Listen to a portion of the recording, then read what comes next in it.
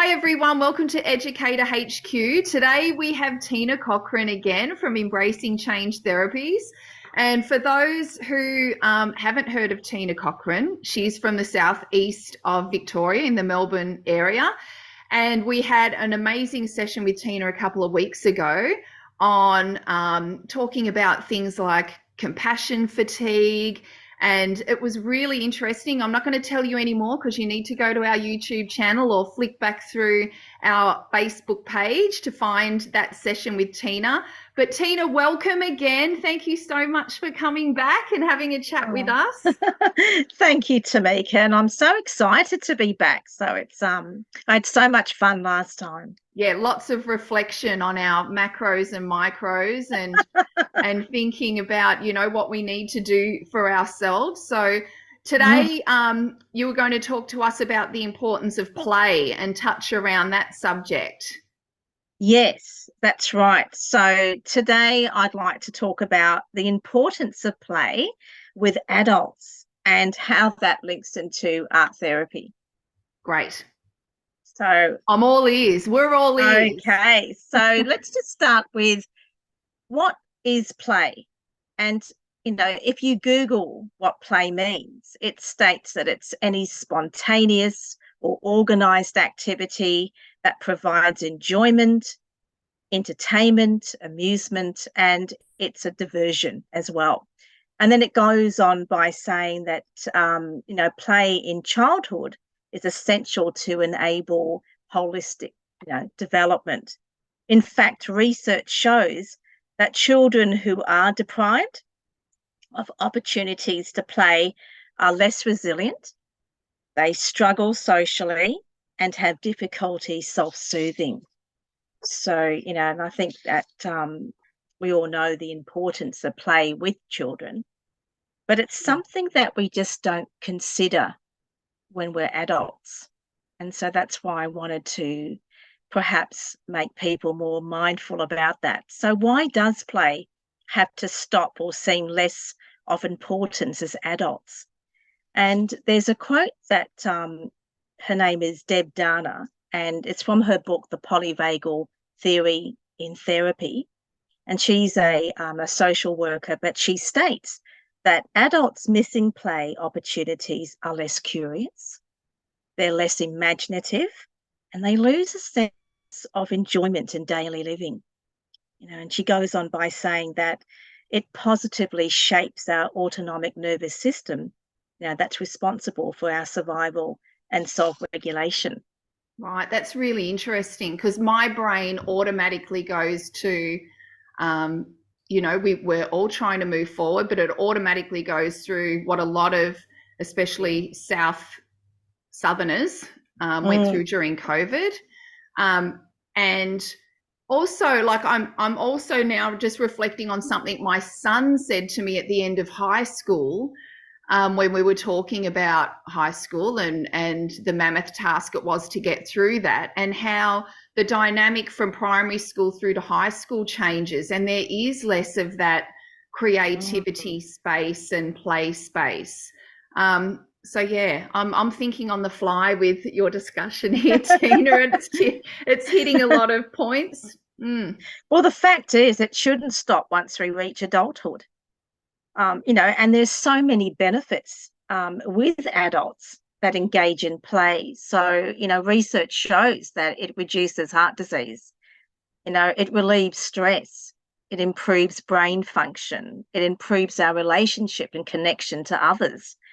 And it keeps us feeling young and energetic, and I can remember when I was in the field of childcare that, whenever I set up an activity, I'd step back and ask myself, well, would I play with that experience if I was their age? And if it doesn't look appealing or inviting enough, then you've got to change it, And I find that when I was an assessor as well, that's something that I would encourage students to do, is that, just don't randomly put things out. Be mindful that, what's your intent here? What are you trying to do?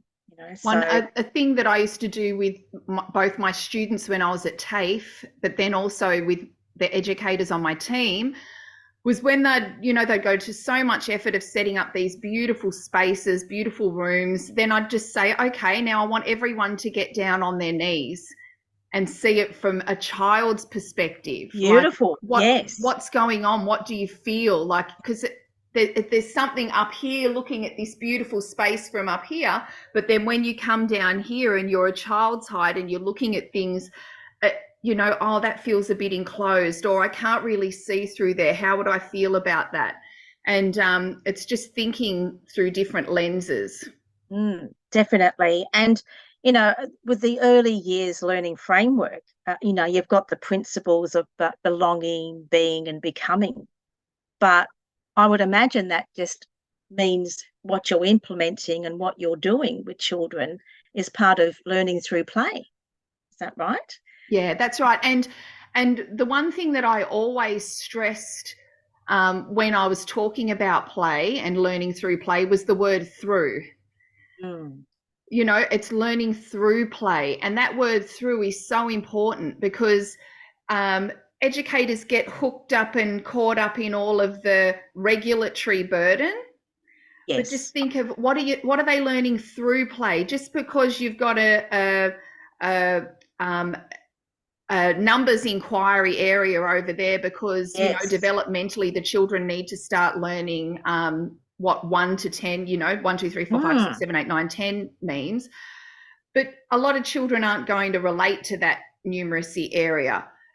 Yes. You've got children over there that are interested in dinosaurs, they're interested in the blocks, whatever. Through play, the 1 to 10 doesn't mean that they've all got to line up and go over there at certain times.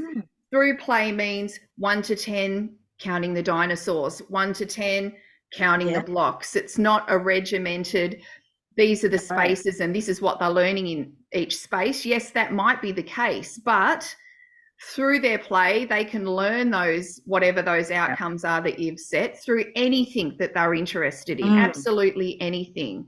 And it's getting through, play can incorporate anything, and letting children be through play. You're still going to get lots of outcomes met through your intentional practice. So, yeah.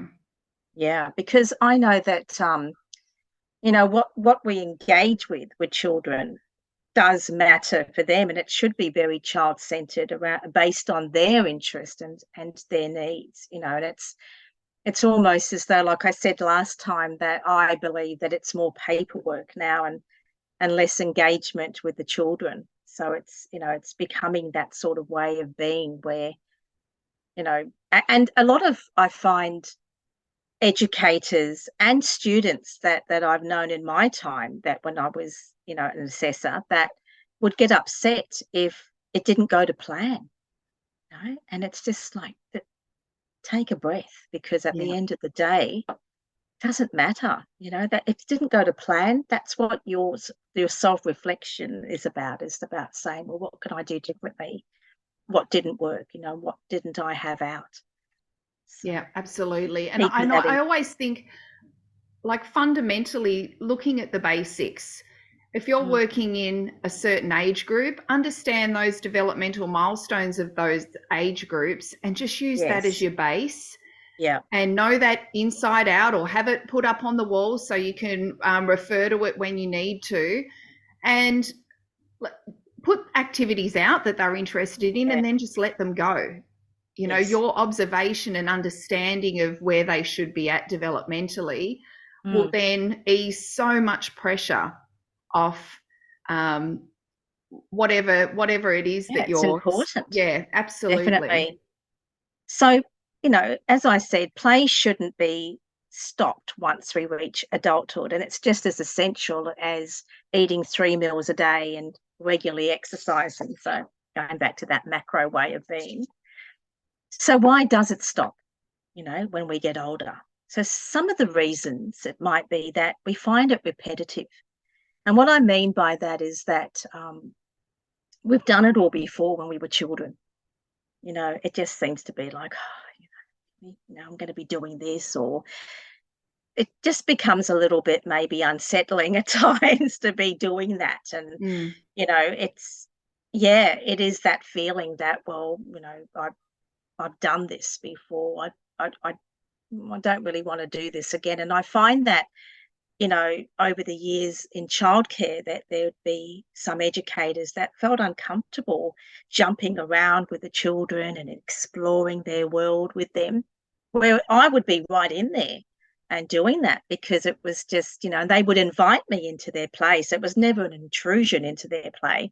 It was that they'd say, can we play hairdressers? And they'd be doing up my hair, or doctors and nurses or whatever. And, I'd be involved in that play, because it's, once again, it goes back to that role modeling. So that's one reason. Another reason is that we're more aware as adults of our boundaries. And what I mean by that, that is our perception of, how we should act. So if you think about, I was watching travel guides the other night, and they had gone off to Finland. And I discovered that they said that Finland is the number one, ranking of happiness. And I can see why, because they have this childlike way of behaving and being. So, they had this wonderful winter wonderland that I was so jealous, and I really wanted to be there. And, they're all excited about Santa. But the funniest thing that happened on that show was that they had these hobby horses, these toy horses, and they had to gallop around the streets on a tour. And you could see that some of those travelers were so uncomfortable, because they worried about what other people would say, where I would have been right in it, probably would have been neighing as a horse and all sorts of things. But it was just this wonderful moment. And I thought, wow. So we worry about what people think. And I remember also hearing someone say that, I think it was, How to Train Your Dragon, and animated, or Up, that was on, in the cinemas. And they said, oh, I'm going to have to take my niece or nephew to see that. I can't just go there on my own. And I thought, well, that's really sad in my mind, because I thought, well, I enjoy animated movies. I love Shrek and Frozen and all those other things, and sci-fi and fantasy movies. And I don't think that should stop, and that we should be put in some other category to say that we can't enjoy that too. Because I think that once we start to grow up, and a lot of the movies now are relatable to adults' humour anyway, especially there's Shrek. hidden comments. Exactly. And then, of course, I mentioned about how burnout can escalate into the fact that we just don't have enough time. So that's another reason. We just don't have enough time. And especially in early childhood as well, it's a physical and mental job. So you get home and you're physically and mentally exhausted. You don't have time. There's so much pressures in the world at the moment. So it takes away that enjoyment of playing, so it's comes back to the macros and micros. And I know from the last discussion that you had with us on reflection, just talking personally about myself, setting up some new boundaries and making sure that my day consists of a space of an hour or an hour and a half where I'm doing some form of exercise, whether it's going for a walk. I don't like routine. I don't like walking the same path. I like to go somewhere different each time to just mix it up. Because, sometimes you do find walking boring, or, I've dragged my husband along, so at least I've got someone to talk to, or I put my ear things in and talk to a girlfriend while I'm walking.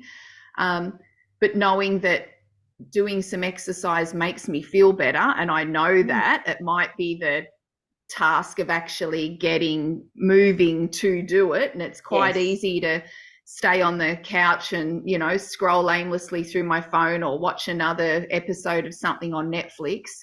But knowing that getting up and moving and going to the beach or going out to the bush or doing something, even if it's going to a shopping centre and walking around, even though you don't want to buy anything, at least it's visually stimulating as you're walking around, just to get up and move.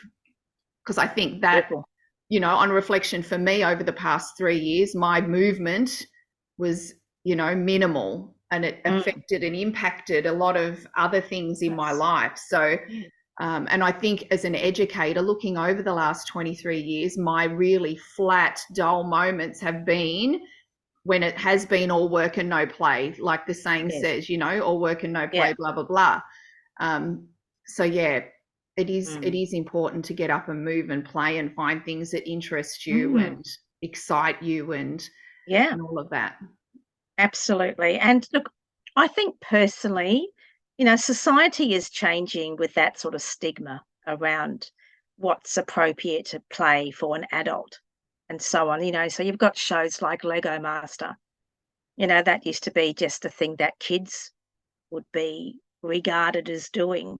Yeah. But now it's become this big thing. And I think on Instagram it was talking about there's some sort of therapy where you can incorporate Lego as well. And then you've got adult colouring books, which kind of makes me laugh a bit because they had to emphasize it's adult colouring book when you could have just grabbed anything to colour in, really. Yeah. But it's making it known that, you don't have to be a baby to be doing that. And it's like that sort of way of making us think that, should I be doing this? So we start to question that too. So, so how does play link into art therapy? Here's the next question. So firstly, I'd like to talk about the 4 ways of knowing. Okay. So, and throughout our lives, it's never going to be in the same order, but we all go through this. Okay. So the first one is experimental. So if you think about babies, the first play that they are exposed to in a tuned play is peekaboo, that eye contact. So that's what they're getting involved. That's their first introduction into the world of experiences and knowing. Okay. And it's also our lived experiences. And I mentioned last time that the body remembers. And it's because the body remembers is that we're going to either react in a negative, which is a trigger, or a positive, which I like to call glimmers. Okay. So that's what's going to affect what the outcome of anything that we do. And the second one is presentational. So that it means, it refers to all creative expressions. And the third one is propositional knowing. So that's when we start to analyze. Okay, so with this new knowing, what am I going to do with it now? What can I learn from this? So when we have this trigger moment, what can we do differently? And then it's the practical knowing, and that's putting it into practice. Okay.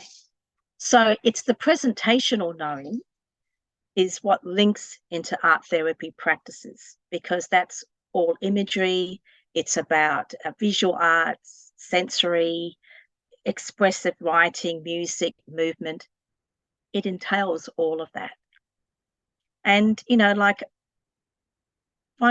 someone that I know that I still stay in touch with, he's very learned, but he once shared that art therapy is like being a time traveler.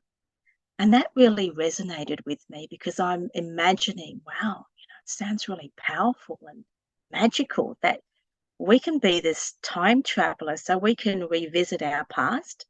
We always go back to our present because that's the safety aspect of what we are. And then we can explore, outcomes for our future self.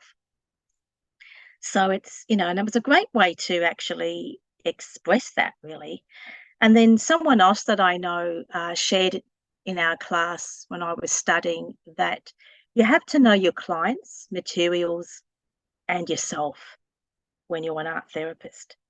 Because, if you understand what's happening with a particular person and know what your boundaries are as well, then you're going to be able to help them transform. And I would imagine in childcare, because we touched on that about ages and stages, that would be of so much importance in the industry because, and I know that some centres do this where they just move a child up into the next room.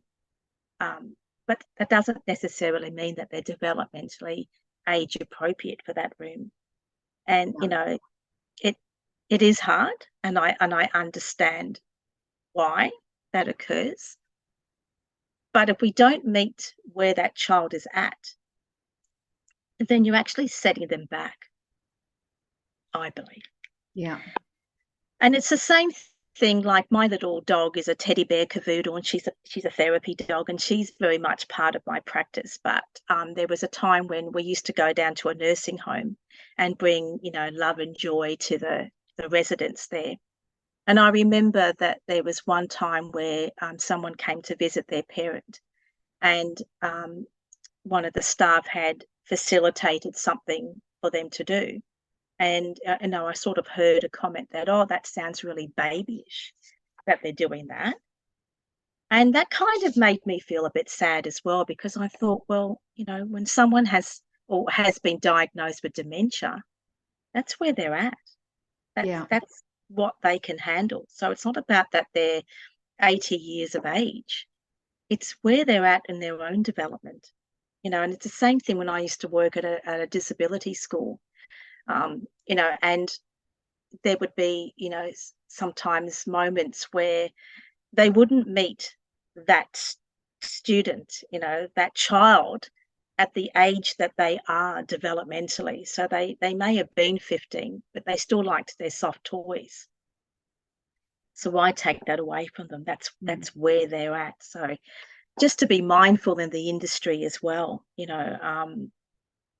that ages and stages matters. And if you don't have a clear concept, just like in art therapy, we have to know our clients. We have to know our materials. We know what is safe. Do they have any allergies to certain materials that we have on offer? It's about knowing where they're at as well, and to know ourselves. Can I actually be with this person? I may not be skilled enough. And it's okay for me to say, look, I would recommend you see such and such or whatever. Yeah. So and that's going back to educators, that is a common thing that is often unavoidable with a lot of children that have challenges, that you're going to have to work in a room with children with challenges that you might not be equipped, and that adds to a lot of fatigue and burnout. But that's something that we can talk about another time. Absolutely. Yeah. So someone I know as well that she's been, kind of my mentor. She was a lecturer of mine, but she's also my mentor. She shared with me about the different parts of ourselves that we have. And as art therapists, it's our role to find the parts with someone that perhaps is getting in the way of them moving forward. And, and then we explore, or we inquire into what does that particular part need. So if you can think about, have you watched the movie Rocket Man? Yes. Right. Yeah. So several times. I love it. I love that movie. I love that movie. But what it's basically saying as well is that he's confronted with his inner child, and the inner child keeps coming back to him and saying, when will you hug me? So his propositional knowing was that, okay, this is what that part of me needs. It needs to be loved. It needs to be loved by myself first, and accepting that, he does matter, and that he's enough, really. So that's where that's coming from as well. So they're the different parts of ourselves that we have. And we always go through those 4 ways of knowing. And it always, so that was the propositional knowing, that he then reckoned, he had this moment where he's realized that, okay, I've had this really crap childhood. And it's that little part of him that's saying, when will you hug me? When will you love me?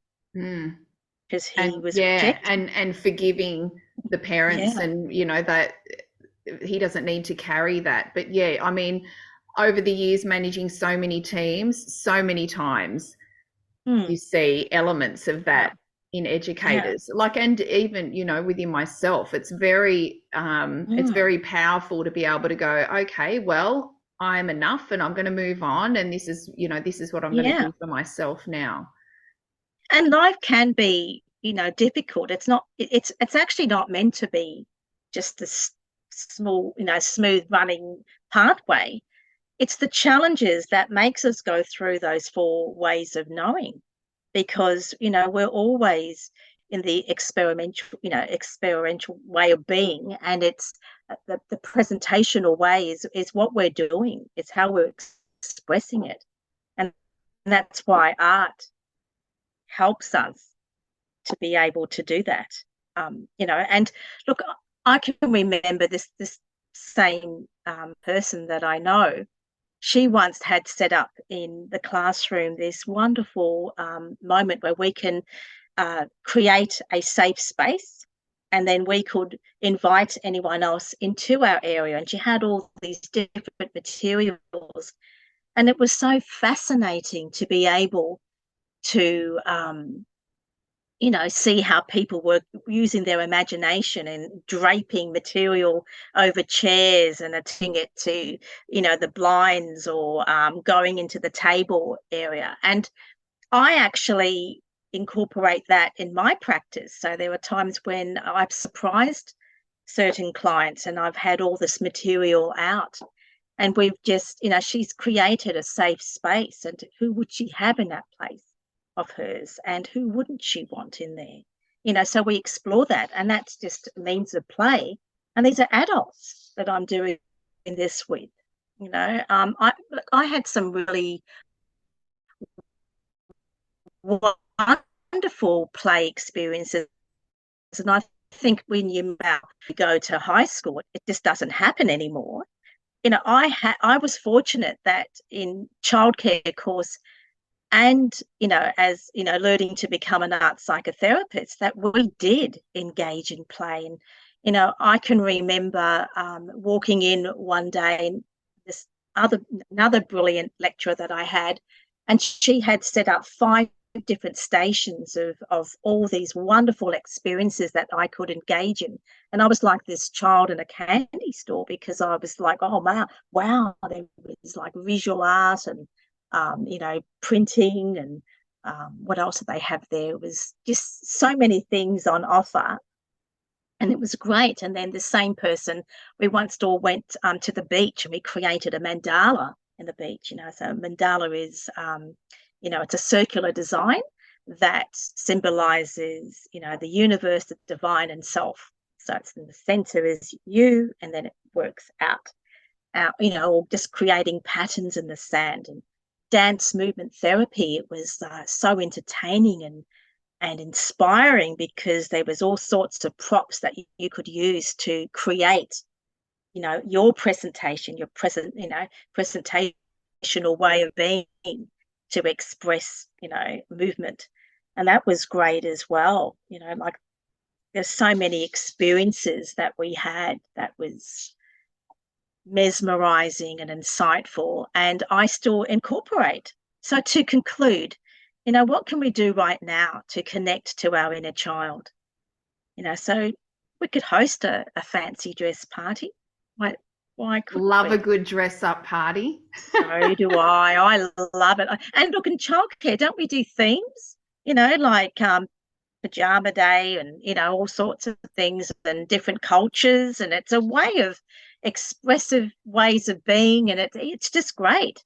We could play more board games, and maybe spend less time on social media. Like, nothing beats a good board game, I think. And it's a good way to get family involved as I well. think that's a big trap, I think, personally, and from what I know from friends and family, is getting stuck scrolling through social media. It's just dead time, dead brain time.